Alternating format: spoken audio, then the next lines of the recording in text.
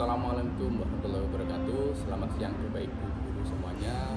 Bagaimana kabarnya ya di seluruh Indonesia ya. Siang ini kita akan melakukan podcast ya, berbagi praktik baik dalam pemanfaatan TIK dalam kegiatan pembelajaran. Nah, podcast hari ini kita ditemani oleh narasumber kita, Bu Ahmani, sebagai narasumber ini ya. Sebelumnya kita sapa dulu.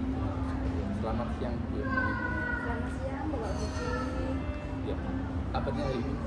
Ya. Alhamdulillah sehat Bapak. Ya. Ibu Ahmani, sebelum kita melakukan podcast ya, mungkin bisa memperkenalkan ya. Ya, baiklah Bapak Ibu, selamat siang. Hari ini perkenalkan dulu, nama saya Ahmani Laksono, saya dari FMX Bisa Kementerian. Hari ini kita akan membagikan sedikit praktik baik tentang pemanfaatan TIK yang sudah saya lakukan di sekolah saya. Ibu Ahmani, kalau boleh tahu, aplikasinya apa sih yang digunakan dalam praktik baik di sekolah ini?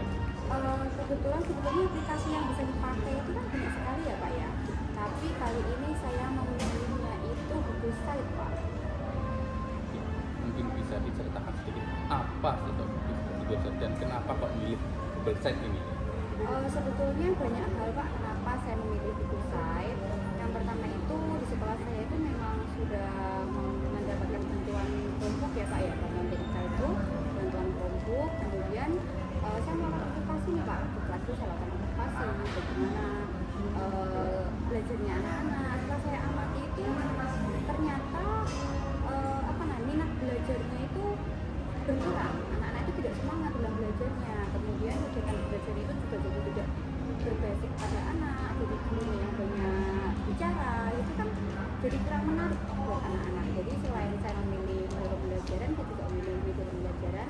Satunya Google Site ini, karena Google Site ini berbasis TIK Pak. Jadi saya juga mengobservasi kesiapan dari anak-anak tersebut. Ternyata setelah saya observasi, murid saya ini yang di kelas 5 ini sudah mayoritas 90% itu pengguna gadget Android.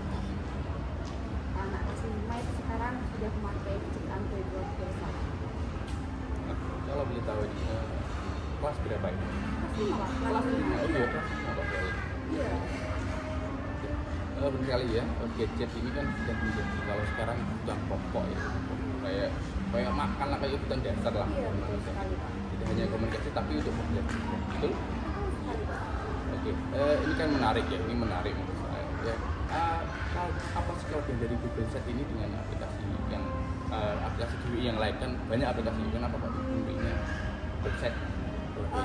Sebetulnya setiap aplikasi itu selalu punya kelebihan dan punya peran masing-masing Pak. Kalau pemilihan saya di Google Site ini, karena menurut saya Google Site ini akan lebih kompleks Pak. Jadi bisa kita di dalamnya itu menambahkan berbagai aplikasi yang lainnya di dalamnya. Jadi Google Site ini akan lebih menarik. Selain itu juga lebih interaktif gitu Pak. Seperti website sebetulnya, tapi lebih sederhana, tapi tetap menarik gitu. Kalau seperti itu, pelaksanaannya bagaimana kalau di sekolah jenengan ini yang sekarang sudah dilaksanakan bagaimana pelaksanaannya? Jadi sebetulnya pemilihan Google Site ini Pak, saya pakai sebagai metode belajaran. Selain metode belajaran, jadi kita juga harus menentukan memilih modul belajaran juga yang sesuai.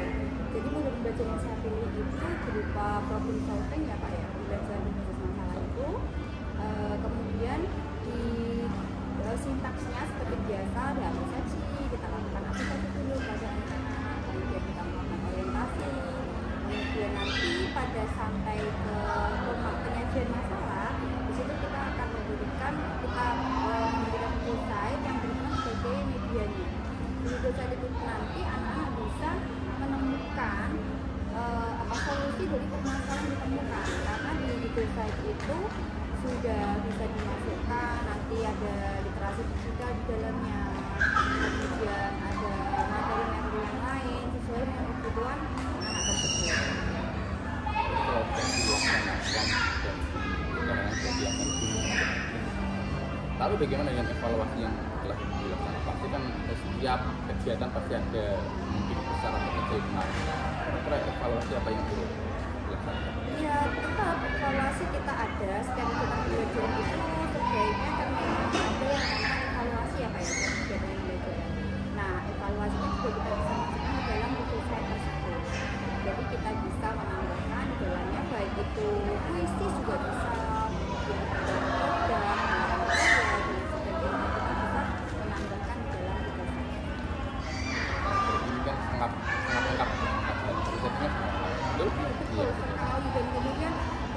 ini kalau kita bisa apa namanya lebih inovatif gitu Pak, itu akan sangat menarik dan sangat interaktif sekali.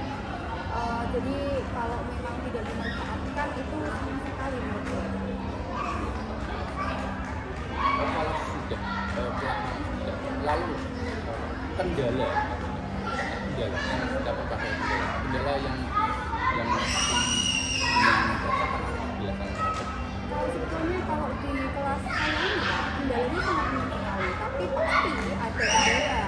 Tapi ya masih bisa tertangani. Kendalanya itu memang di kelas saya, di kelas itu ada beberapa anak yang membacanya belum lancar. Tapi Pak, justru karena kita pemilihan media ini, media website ini dengan alat teknologi ini itu lebih menarik buat anak-anak, sehingga anak yang belum bisa membaca itu dia bisa memanfaatkan TIK ini Pak, karena mungkin tertarik ya Pak ya, anak generasi digital itu sangat tertarik dengan hal-hal berbau teknologi. Nah akhirnya mereka itu termotivasi untuk belajar ini bagaimana itu sangat termotivasi. Berarti ini kan luar biasa. Iya, sangat luar biasa sekali Pak. Ya, antusiasnya itu juga sangat tinggi anak-anak itu dalam belajar menggunakan TIK ini. Nah ini selanjutnya bagaimana sih pesan atau mau menyampaikan pesan apa kepada Bapak Ibu guru yang di luar sana? Pesan apa yang diberikan sebagai refleksi bahwa praktek baik ini adalah suatu hal yang positif gitu. Kalau menurut saya Pak ya, saat ini optimalisasi TIK itu sangat menunjang ya Pak dalam kegiatan pembelajaran. Selain mempermudah kita untuk mengajar, itu juga bisa memberikan kegiatan pembelajaran yang bermakna buat anak-anak. Kita akan memberikan bekal anak-anak pada generasinya sesuai pada zamannya gitu Pak. Jadi ini luar biasa sekali TIK sudah masuk dalam dunia pendidikan ya, bukan hanya di bidang lain tapi pendidikan juga sudah masuk, betul? Iya betul sekali, sangat luar biasa Pak. Tapi sayangnya itu masih banyak ya guru yang kurang memahami keuntungan dari pemanfaatan TIK tersebut. Semoga nanti setelah rekan-rekan itu bisa memahami apa keuntungannya, apa kelebihannya, itu nantinya mereka bisa termotivasi untuk memanfaatkan TIK untuk pembelajaran. Setuju sekali Bu Nani. Baiklah, terima kasih atas berbagi perhatiannya buat ini. Semoga bisa menjadi inspirasi, juga menjadi motivasi bagi rekan